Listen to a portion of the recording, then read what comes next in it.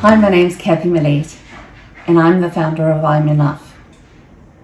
I have spent many years in the technology world, and I've seen changes come and I've seen changes go. But it was 12 years ago that I embarked into the journey of social media. We now refer to many of those elements as digital. I embrace change. Change is great. And I embrace that businesses adapt to these new technologies to increase their presence and to grow their income and revenue streams from a different environment. However, I'm also concerned about the impact that I see that this medium has on our young people. Where did it start? It started with me being approached by numerous parents who were having issues with their children in the online world, whether it was a suspected paedophile, and possibly schools didn't want to do anything about it. Parents felt unarmed and ill-equipped to be able to deal with that environment, and they hadn't had those conversations with their children.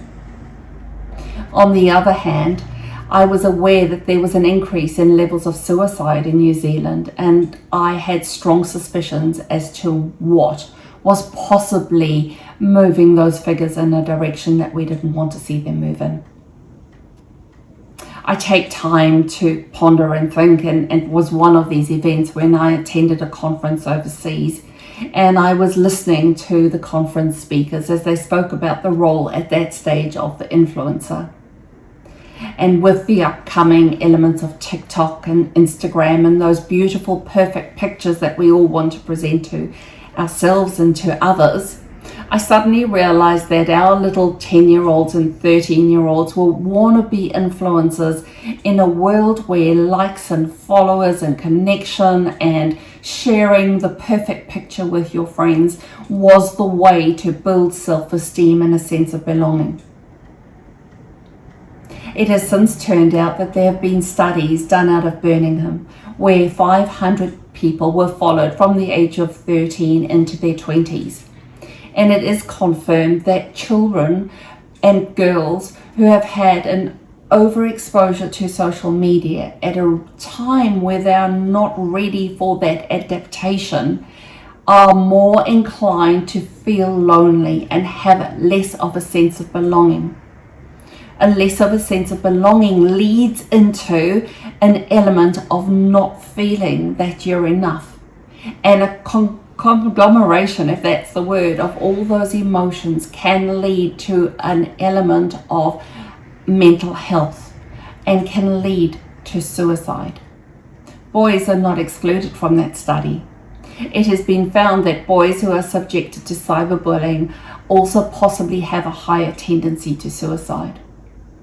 But actually, in a world where we are so connected to each other, and we're connected across the globe, and I myself am connected to family and friends across the world, we're not connected. And our children are feeling exactly the same. And there's been research done that shows that we are raising a connected generation, but we are possibly raising one of the most lonely generations we've raised. Loneliness, isolation, does not bode well for mental health.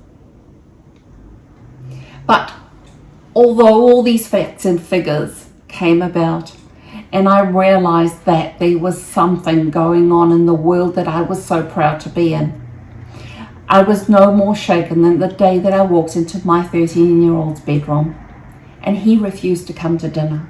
I asked him why. And he said he couldn't come to dinner because he was helping a young girl. Remember, he's only 13. A young girl who was trying to take her own life. I went cold because how had I, as a parent, prepared my son for that conversation? And it was at that very point in time that I'm Enough was born in my soul, and that desire to actually make a difference and to start those different conversations became a reality. And if anyone asks me my why, it's possibly that very moment that I'm Enough became my why. And we live by 4 hashtags. It's cool to care. hello to kindness. I'm enough, and let's start that conversation. And so we are brought together in a place where we are all starting to have those conversations at a deeper level. As I'm Enough evolved and the charity was formed, I too had someone really close to me self-harm, take her life. And losing Roxy was certainly a very strong confirmation to me that I didn't want any other families to go through what Roxy's family went through.